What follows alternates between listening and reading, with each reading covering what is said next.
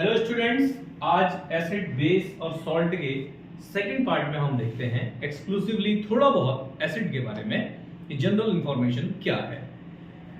अगर हम एसिड की बात करें तो वी कैन नॉट से किसी भी सॉल्यूशन को देख के कि ये एसिड है। अगर एक जनरल फिनोमेना हम देखें तो हम कुछ क्लासेस में पढ़ते हैं कि एसिड्स आर सोर इन टेस्ट। तो सारे एसिड्स को तो हम टेस्ट भी नहीं कर सकते। उसकी क्या वजह है? हम सीवियरली बर्न हो सकते हैं और बहुत ज्यादा इंजरी हो सकती है अगर एसिड कंसंट्रेटेड होगा या हार्ड एसिड होगा। देखते हैं तो कैसे पता चलेगा। We have studied in last class that the acids turn blue litmus to red. Acid क्या करता है? ब्लू लिटमस को रेड कर देता है। ये एक सिंपल कंफर्मेटरी टेस्ट है जिससे वी कैन डिटेक्ट कि द सॉल्यूशन इज एसिडिक और बेसिक। ओके, इसके बाद after detection we can see जो एसिड्स हैं हमारे पास present, they are of two types. Some are organic acids and few are mineral acids. Okay, तो organic acids क्या हैं? सिंपल, जो ऑर्गेनिक मटेरियल होते हैं। Organic acid means the acid present in animals and plants. कुछ acids हमारे अंदर भी प्रेजेंट हैं, कुछ एसिड्स जो हैं फ्रूट्स में प्रेजेंट होते हैं। हम जानते हैं जैसे सिट्रिक एसिड प्रेजेंट है जितने भी सिट्रस फ्रूट हैं, जितना भी हमारे पास लेमन है, हमारा ऑरेंज है ना, इन सारी चीजों में सिट्रिक एसिड है। तो these acids which are present in plants and animals are known as organic acids. And after that the mineral acids क्या हैं? ऐसे एसिड्स जो अर्थ के मिनरल से बनते हैं उसको हम मिनरल एसिड्स कहते हैं। Like hydrogen chloride, HCl, nitric acid HNO3, sulphuric acid H2SO4, ये जितने भी हैं जो अर्थ के मिनरल से बनते हैं, these are called mineral acids. Okay, तो these are on the basis of their nature and presence. इसके बाद अगर हम एसिड्स को डिवाइड करते हैं तो हम एसिड्स की दो और कैटेगरी बना सकते हैं उसकी पोटेंसी से, जैसे स्ट्रॉन्ग एसिड और वीक एसिड। तो स्ट्रॉन्ग एसिड और वीक एसिड के बारे में अगर हम एक जनरल चीज देखें तो जनरली हमारे जो ये मिनरल एसिड्स होते हैं ये स्ट्रॉन्ग एसिड्स हैं। मिनरल एसिड्स कैसे हैं? स्ट्रॉन्ग एसिड है। ओके, केवल एक कार्बोनिक एसिड को छोड़ के, ठीक हो गया। जो कार्बोनिक एसिड है it is a mineral acid but it is a weak acid. ठीक है, all the mineral acids are strong acids except carbonic acid. Okay, carbonic acid जो है वो मिनरल एसिड है but it is a weak acid. इसके बाद हम देखें स्ट्रॉन्ग एसिड्स, तो ये हो गए।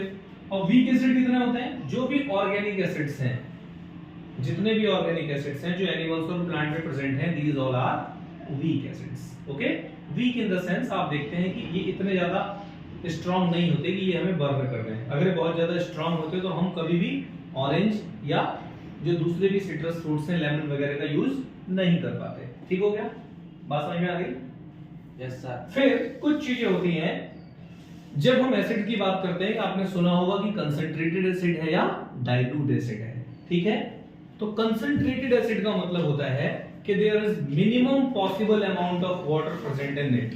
मींस हम एक बार को कहें कि जो एसिड है वो 100% अप्रॉक्स 100% वो टोटल एसिड ही है, उसमें वाटर का अमाउंट बिल्कुल नहीं है।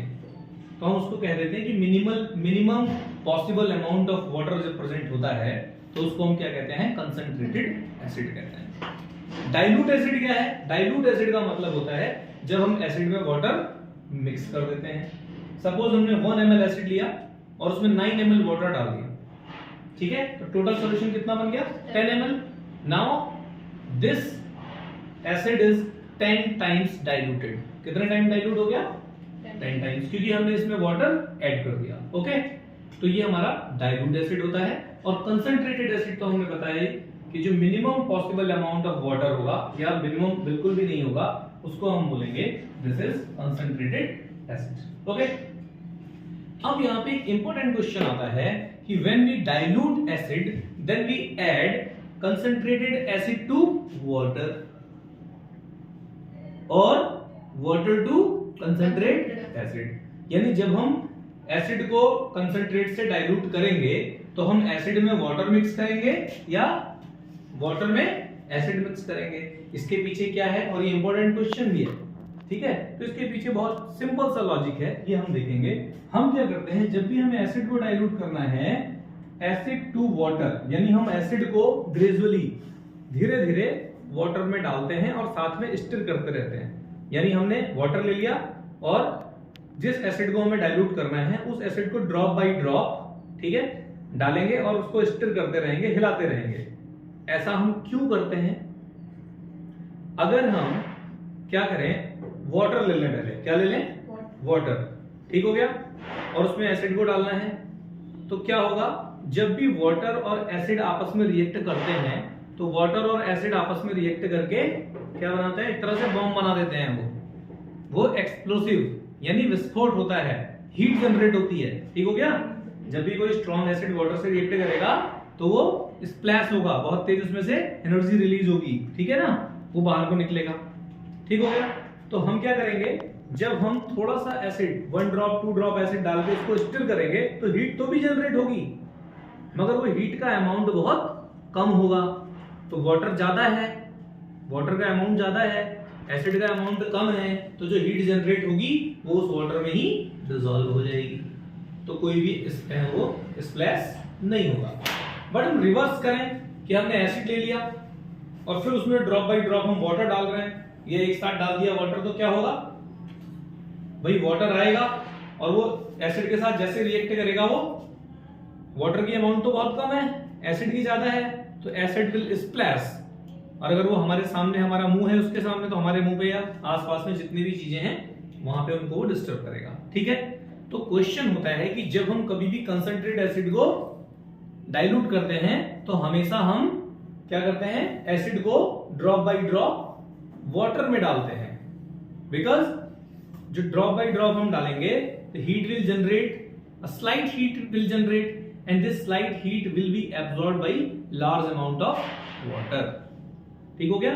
जो लार्ज अमाउंट ऑफ वाटर है वो उसको क्या करेगा, एब्जॉर्ब कर लेगा, ठीक है। जब इसका उल्टा करेंगे, जब हम एसिड में डालेंगे तो क्या होगा, 2 बूंद, अगर हम 2 ड्रॉप वाटर डालेंगे तो एसिड का अमाउंट ज्यादा है, एसिड स्प्लैश करेगा और वो एक एक्सप्लोसिव की तरह वहां पे परफॉर्म करेगा और बहुत ज्यादा इंजीरियस हो सकता है, ठीक हो गया। It is clear, this is the most important question in each and every examination, okay. It may be in multiple choice question or in any type of written question. Okay. Then next class we will study properties of acids. Acids की properties क्या हैं? इसके अलावा acids के uses क्या हैं? और acids का जो corrosive nature है और acids में common character क्या होते हैं? Next class में हम ये पढ़ेंगे. Okay. Good luck. Thank you.